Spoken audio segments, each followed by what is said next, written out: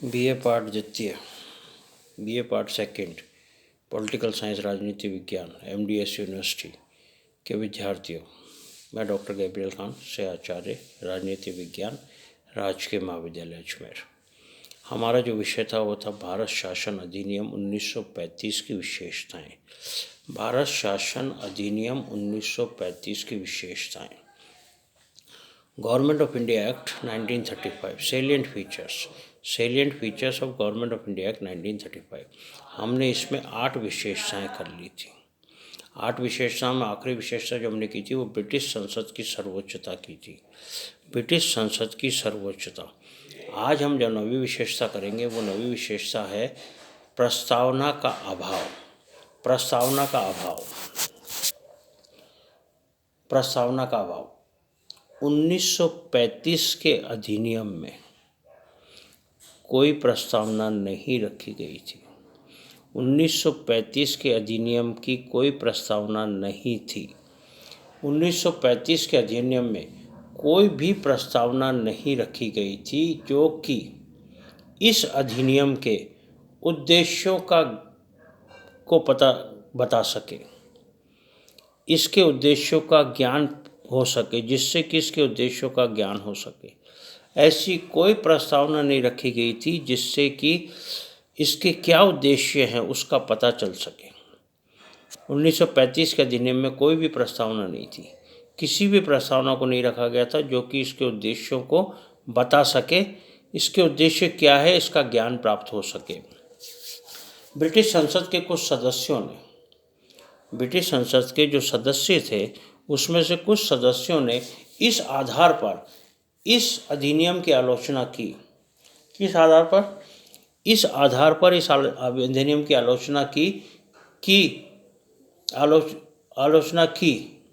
कि इसमें ऐसी कोई प्रस्तावना नहीं है जो इसके उद्देश्यों को बता सके। इस पर इसकी आलोचना की गई कि इसमें ऐसी कोई प्रस्तावना नहीं है जो इसके उद्देश्यों को बता सके। तो ब्रिटिश सरकार ने क्या किया? तो ब्रिटिश सरकार ने 1919 भारत शासन अधिनियम 1919, तो ब्रिटिश सरकार ने 1919 के भारत शासन अधिनियम की प्रस्तावना को इसमें जोड़ने का निश्चय कर लिया। ब्रिटिश सरकार ने क्या किया? ब्रिटिश सरकार ने कहा कि जो भारत शासन अधिनियम 1919 की प्रस्तावना है उसको एज इट इज़ 1935 भारत शासन अधिनियम 1935 में जोड़ दिया जाएगा। उन्होंने निश्चय कर लिया कि 1919 के अधिनियम की जो प्रस्तावना है उसको 1935 के अधिनियम में जोड़ दिया जाएगा। निश्चय कर लिया। यह इसलिए किया गया था। अब यह क्यों किया गया था? यह इसलिए किया गया था कि भारतीयों को ये पता रहे कि ब्रिटिश सरकार का अंतिम लक्ष्य क्या है। ब्रिटिश सरकार का अंतिम लक्ष्य औपनिवेशिक स्वराज्य की स्थापना करना है। औपनिवेशिक स्वराज्य, डोमिनियन स्टेटस की स्थापना करना है। तो एक विशेषता ये भी आई कि इसमें प्रस्तावना का अभाव था। 1935 के अधिनियम में ऐसी कोई प्रस्तावना नहीं रखी गई थी जो कि इसके उद्देश्यों को बता सके, जिससे कि इसके उद्देश्यों का ज्ञान हो सके। तो कुछ सदस्यों ने इसकी आलोचना की। जब आलोचना की गई तो ब्रिटिश सरकार ने क्या किया?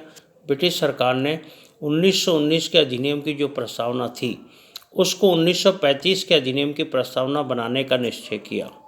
और ये इसलिए किया गया क्योंकि भारत को ये पता रहे कि ब्रिटिश सरकार का अंतिम लक्ष्य भारत में औपनिवेशिक स्वराज्य की स्थापना करना है। भारत में औपनिवेशिक स्वराज्य, डोमिनियन स्टेटस की स्थापना करना है। तो ये था 9वां पॉइंट, प्रस्तावना का अभाव। अब 10वां पॉइंट आता है भारत परिषद का अंत। भारत परिषद का अंत। भारत परिषद के विरोधी दृष्टिकोण के कारण, भारत परिषद का जो विरोधी दृष्टिकोण था, भारत परिषद के विरोधी दृष्टिकोण के कारण भारतीय जनता द्वारा इस परिषद के अंत की मांग की जा रही थी। भारतीय जनता द्वारा क्या? इस परिषद जो भारत परिषद था इसके अंत की मांग की जा रही थी। अतः इसलिए 1935 के अधिनियम में इस परिषद का अंत कर दिया गया। अतः 1935 के अधिनियम में इस परिषद का अंत कर दिया गया। भारत मंत्री के लिए, भारत में जो भारत मंत्री थे उनके लिए कुछ परामर्शदाता नियुक्त किए गए, कुछ परामर्शदाता नियुक्त किए गए जो उनको परामर्श दे सकें। कुछ परामर्शदाता नियुक्त किए गए जिनका परामर्श लेना अथवा ना लेना उसकी इच्छा पर निर्भर करता था। जो परामर्शदाता नियुक्त किए गए उनका परामर्श लेना या ना लेना, या तो लेगा या नहीं लेगा, लेना या नहीं ना लेना उसकी खुद की इच्छा पर निर्भर करता था। उसकी इच्छा पर निर्भर करता था कि वो परामर्श लेगा कि नहीं लेगा। लेकिन सेवाओं के संबंध में, जो सेवाओं का संबंध था लेकिन सेवाओं के संबंध में भारत मंत्री के लिए इन परामर्शदाताओं का परामर्श मानना आवश्यक था।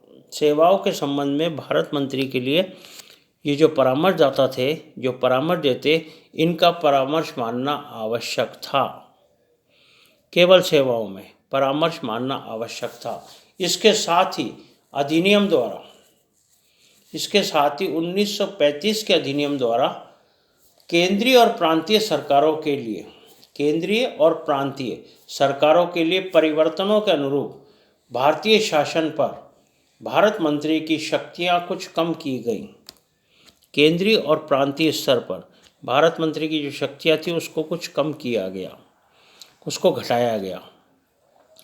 तो ये था 10वां पॉइंट, भारत परिषद का अंत। 1935 के अधिनियम की विशेषता थी कि भारत परिषद जिसका विरोध हो रहा था भारतवासियों के द्वारा, उसका 1935 के अधिनियम के द्वारा अंत कर दिया गया और भारत मंत्री के लिए कुछ परामर्शदाता नियुक्त किए गए, परंतु वह उनका परामर्श मानने के लिए बाध्य नहीं था। उसकी इच्छा पर निर्भर करता था कि उनका परामर्श माने या नहीं माने, परंतु सेवाओं में इन परामर्शदाताओं का परामर्श मानना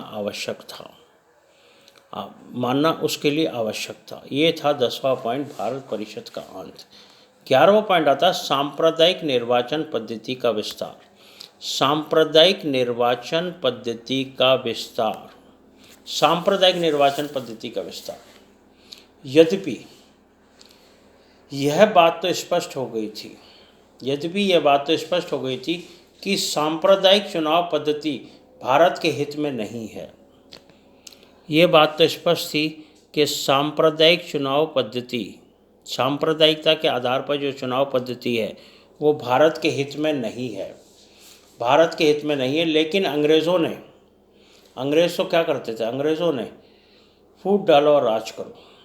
अंग्रेज़ों ने भारतीयों में फूट डालो की अपनी नीति के अनुसार संघीय और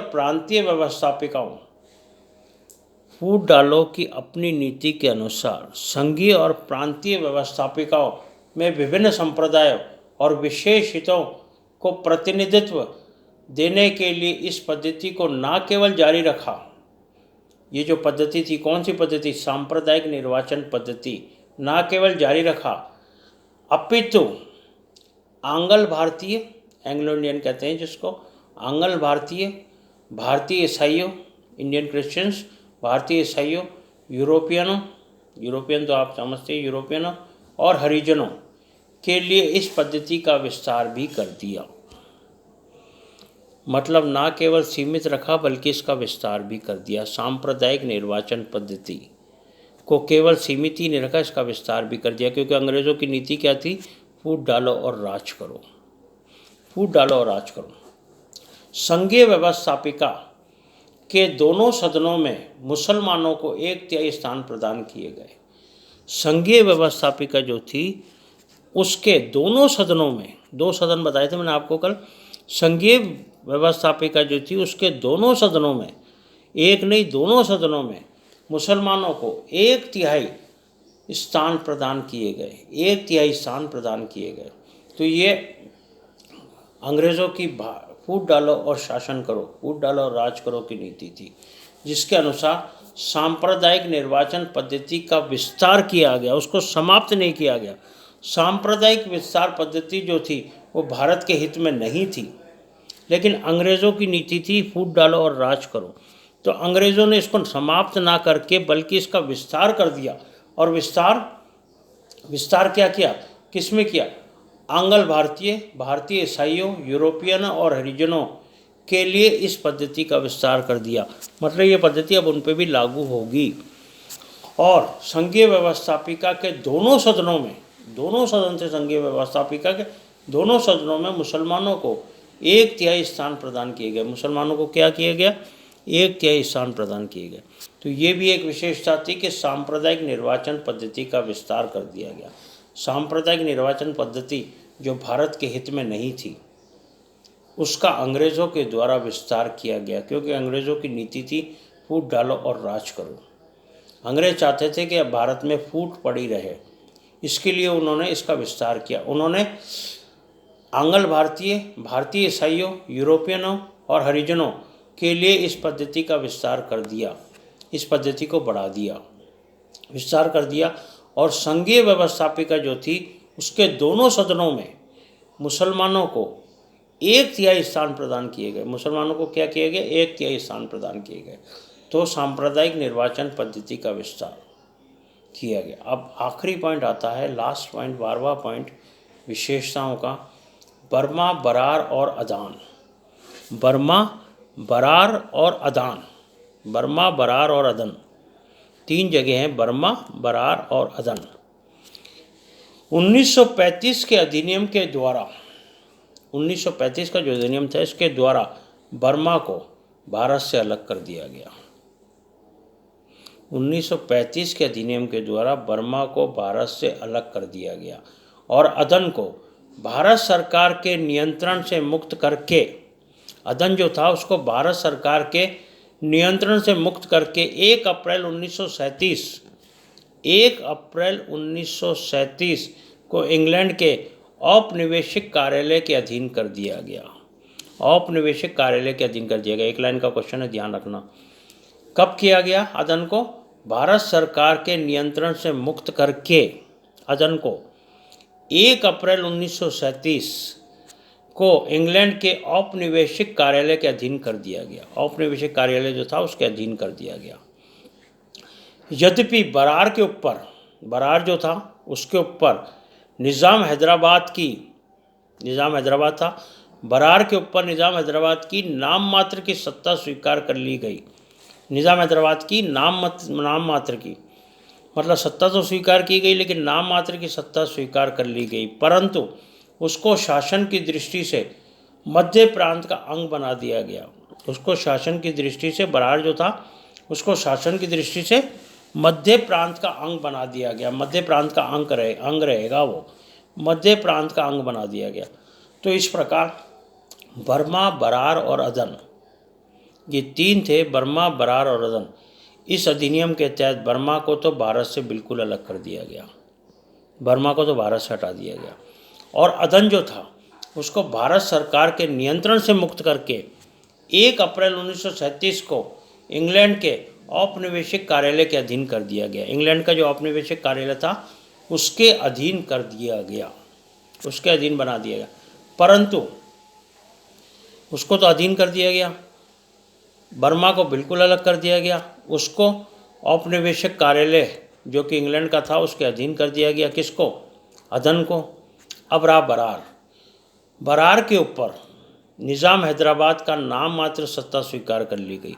निज़ाम हैदराबाद जो था उसकी नाम मात्र की सत्ता स्वीकार कर ली गई कि ठीक है, सत्ता स्वीकार कर रहे, सत्ता स्वीकार कर ली, परंतु उसकी शासन की दृष्टि से मध्य प्रांत का अंग बना दिया गया। उसको शासन की दृष्टि से मध्य प्रांत का अंग बना दिया गया ब्रिटिश सरकार द्वारा।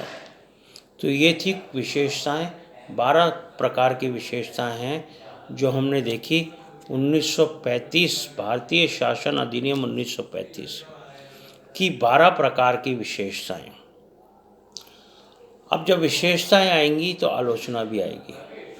तो भारत शासन अधिनियम 1935 की आलोचना या भारत शासन अधिनियम 1935 का मूल्यांकन, ये हम अगली क्लास में करेंगे।